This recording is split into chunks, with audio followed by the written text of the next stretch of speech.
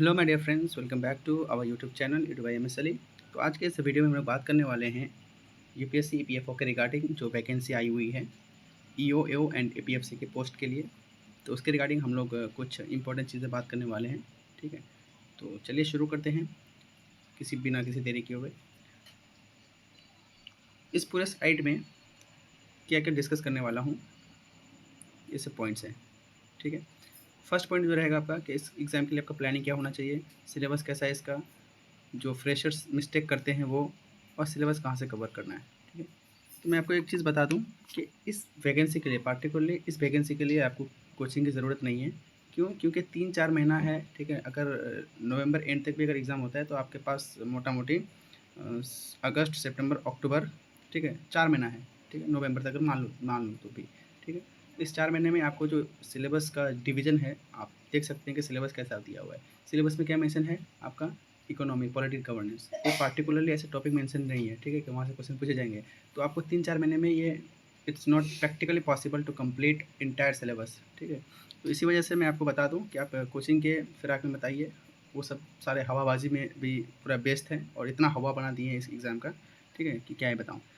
अब यूपीएससी के लिए, यूपीएससी एस्पिरेंट जो है उसके लिए तो ये गोल्डन अपॉर्चुनिटी है, नो डाउट। क्योंकि उनका जो जीएस का पोर्शन है, जैसे कि पॉलिटी हो गया, इकोनॉमी हो गया, आर्ट कल्चर हो गया, हिस्ट्री हो गया, तो ये उन लोगों का मोस्टली कवर रहता है। ठीक है, तो यहाँ पे वो चीज़ काम आ जाएगा। एक्स्ट्रा में उनको क्या करना पड़ेगा, आपको अकाउंटेंसी पढ़ना पड़ेगा, लेबर लॉस पढ़ना पड़ेगा, सोशल सिक्योरिटी है, ऑडिटिंग, इंश्योरेंस, ये सब है। ठीक है, तो ये 3-4 टॉपिक उन्हें, 3-4 सब्जेक्ट उनको पढ़ने हैं एक्स्ट्रा तौर पर। अब जो फ्रेशर्स है, जो बिल्कुल ही नया है, ठीक है, उसके लिए तो ये पूरा ही नया होगा। ठीक है, तो नए आदमी के लिए, नए कैंडिडेट के लिए ये प्रैक्टिकली पॉसिबल नहीं है कि वो 3-4 महीने में पूरा सिलेबस कंप्लीट कर ले, फिर उसको अच्छे से ग्रास्प करके एक अच्छा आउटपुट निकालें। ठीक है, तो मेरा सलाह यही रहेगा कि आप कोचिंग के फिराक में नहीं पढ़िए, खुद से इधर-उधर हाथ पैर मारिए अभी। ठीक है, चैट जीपीटी का ज़माना है, आप वहाँ से सर्च कर सकते हैं अलग-अलग। तो आप अंत तक बने रहिए इस वीडियो के। ठीक है, मैंने कुछ लिंक्स एंड कुछ यूट्यूब चैनल का नाम शेयर किया है। ठीक है, जहाँ से आप फ्री ऑफ कॉस्ट इस वैकेंसी के लिए अपने आप को तैयार कर सकते हैं। ठीक है, लेकिन मैं अभी भी मना कर रहा हूँ आपको, जो फ्रेशर्स हैं, आप कोचिंग के फिराक में मत पढ़िए। क्योंकि मैं 2023 में जब एग्ज़ाम दिया था, ठीक है, यूपीएससी ईपीएफओ का, तो मैं आपको अब बताऊँगा कि मेरा क्या एक्सपीरियंस रहा है। ठीक है, तो उसी के बेसिस पे मैं ये वीडियो बना रहा हूँ अभी। चलिए शुरू करते हैं। ठीक है, फर्स्ट पॉइंट है मेरा क्या, कि what should we plan for this exam. इस एग्ज़ाम का प्लानिंग क्या है? देखिए, जैसे मैंने आपको मेंशन किया कि 3-4 महीना possibly not an ample amount of time, है ना? तो आपको ज़्यादा दिमाग लगाने की ज़रूरत नहीं है कि नहीं ये कर देंगे, वो कर देंगे, पूरा सिलेबस खत्म कर देंगे। सिलेबस खत्म करने से आपका क्या मतलब हुआ? सिलेबस खत्म करने का मतलब ये नहीं हुआ कि आपके एग्ज़ाम में सिलेक्शन हो जाएगा। ठीक है, वो बस एक सेटिस्फैक्शन मिलता है। ठीक है, मैं आपको प्रैक्टिकली पर्सनली फील करके बता रहा हूँ। ठीक है, जो मेरा पर्सनल एक्सपीरियंस रहा। आप 3-4 महीने में मान लीजिए आप पूरा हिस्ट्री, ज्योग्राफी तो है नहीं सिलेबस में, पूरा हिस्ट्री मान लीजिए आप इकोनॉमी खत्म कर दे रहे हैं, पॉलिटी खत्म कर दे रहे हैं। आप कितना आप उसको ग्रैस्प कर पा रहे हैं, कितना आप सही से क्वेश्चन कर पा रहे हैं, वो तो इंपॉर्टेंट चीज़ है ना। क्योंकि आपको सिलेक्शन लेना है, सिलेबस कंप्लीट करना is not a big deal. ठीक है, इसी वजह से हमको क्या करना है कि we just need to understand the theme of this exam. अब इस एग्ज़ाम का थीम क्या है? थीम उस चीज़ का होता है जो, जिसका हमें रूटीन नॉलेज हो। ठीक है, जहाँ से हम लोग एक कॉमन सेंस लगा सकते हैं। लेकिन ये तो एग्ज़ाम रेगुलर इंटरवल पे होता नहीं है। 2020 में हुआ था, फिर 23 में हुआ था, अब 2025 में होने वाला है। ठीक है, तो कोई पार्टिकुलर थीम नहीं है इसका, कहीं से भी कुछ भी क्वेश्चन पूछ सकता है। ठीक है, अब मान लो अगर जनरल साइंस अगर पूछा है, तो जनरल साइंस का मैं आपको क्वेश्चन बता देता हूँ। ठीक है, जनरल साइंस में ये, क्योंकि मैं जब एग्ज़ाम दिया था 2023 में, तो मेरा सेट बी क्वेश्चन पेपर आया था। ठीक है, उसमें जनरल साइंस में आपको क्वेश्चन पूछा गया था, क्योंकि मेरे पास अभी है। ठीक है, हाँ, बोला था कि velamen spongy tissue is formed in, option में था आपका tap root, epiphytic root, fibrous root, respiratory root. तो इस तरह के क्वेश्चंस पूछे जाते हैं। ठीक है, तो जिसका अभी आप कहाँ से पढ़ेंगे? ठीक है, तो वही वही चीज़ है। उसके बाद आपको पूछा गया था, ऐसे बहुत सारे क्वेश्चंस हैं। ठीक है, तो मैं आपको जो चीज़ें एग्जाम्पल के तौर पर पेश कर रहा हूँ। ठीक है, जो जहाँ से आपको एक आइडिया मिल सकता है कि नहीं किस हिसाब से अपने को तैयारी करनी है। ठीक है, उसके बाद कंप्यूटर में, यहाँ पे तो सिलेबस में मेंशन किया है क्या, कि बेसिक जो नॉलेज है कंप्यूटर एप्लीकेशंस का, वो। अब बहुत सारे कोचिंग इंस्टीट्यूट क्या करेंगे, input output device, memory, CPU, उसके बाद जो भी स्टफ्स हैं, इसको कंप्लीट कराने में लग जाएंगे। ठीक है, लेकिन क्वेश्चन क्या पूछा था आपको पता है? क्वेश्चन पूछा था कि which of the following is used to combine several object modules and libraries to a single executable program. Option में था क्या, इंटरप्रेटर, कंपाइलर, लिंकर, लोडर। ठीक है, तो इस तरह के क्वेश्चन पूछे जाते हैं। तो आपको एक आइडिया मिल गया होगा कि किस तरह से हम अपने को हर एक सब्जेक्ट को तैयार करना है। उसके बाद latex document does not contain, क्या उसमें ऑप्शन था, ठीक है। उसके बाद which one of the following is not a security protocol, TLS, SSL, IPsec, MIME। तो ये सब आपको इन डेप्थ जाके पढ़ना है, ठीक है।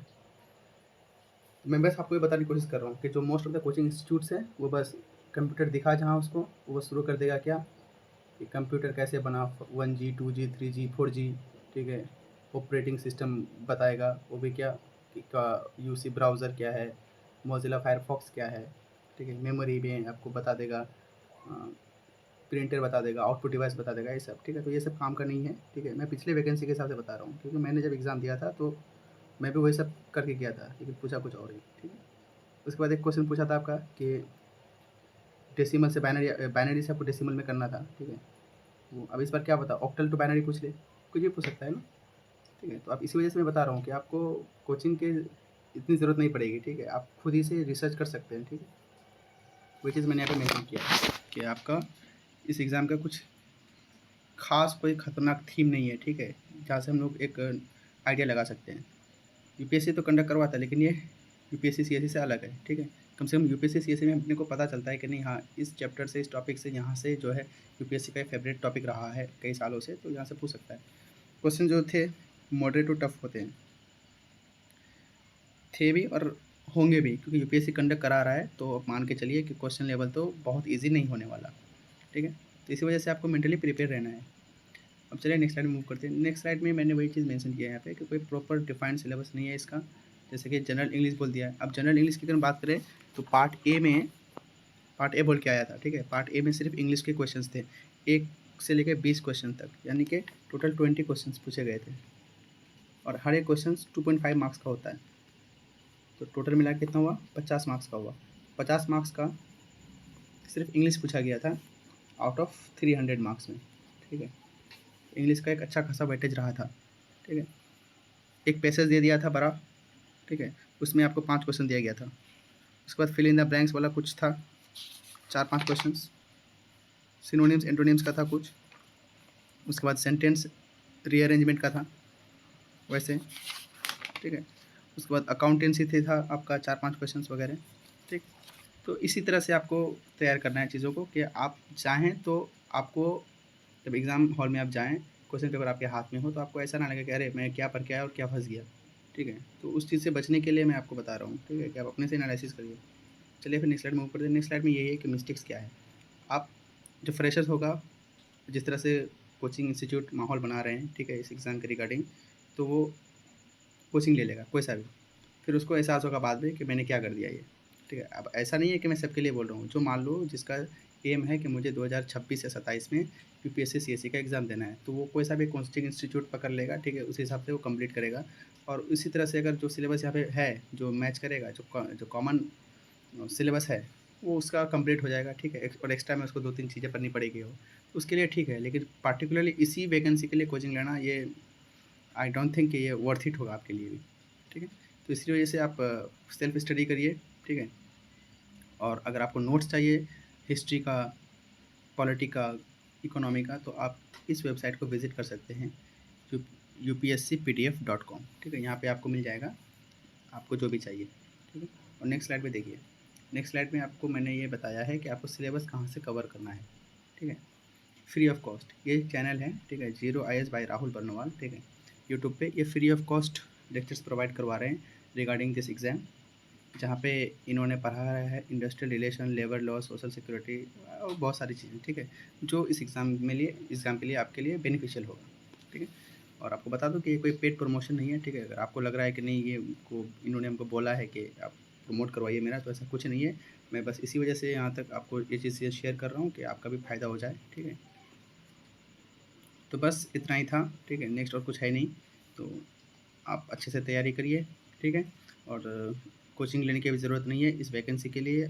मैंने आपको जो बताया यूट्यूब चैनल, इसको फॉलो करिए और चैट जीपीटी करिए, उसके बाद आप खुद से करिए, ठीक है।